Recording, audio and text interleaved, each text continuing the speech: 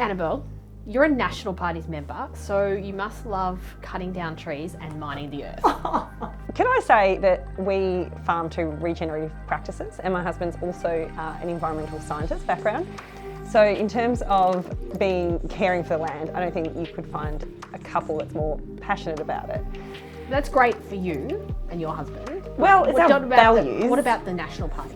Yeah, and I think that's, like, we represent regional Victoria, so we're the ones that are managing the lands in most cases, but we're also the ones that are working in the place that provides the power in Melbourne. You know, we're providing the infrastructure and the materials and resources, so I think it's just about having a pragmatic approach to all of this that doesn't harm any community or people as well, or the land, and so you're kind of navigating that path with everything. But it's probably one of the biggest assumptions about the party that annoys me the most, because what we presented was like a really pragmatic solution to really aggressive climate action in this space. And as you know, like, I'm a passionate environmentalist and can talk about it for hours, and you know, about soil regeneration and all of these opportunities.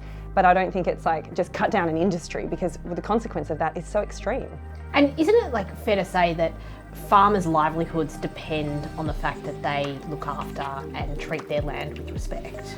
Do you think that's like something that needs to be sort of highlighted more?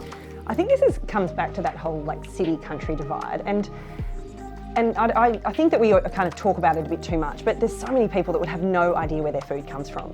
You know, we've got like a majority of the pork and bacon that we consume, it's like comes from overseas. We're some of the highest standard farmers in the world, and yet we don't kind of celebrate our farmers either. And the quality of the product and the way it's produced and the care for the land is all a part of the puzzle. And absolutely, like, we're farmers, we're super passionate about it, but we see ourselves more as like custodians of the land for whoever is so fortunate enough to care for it at the time.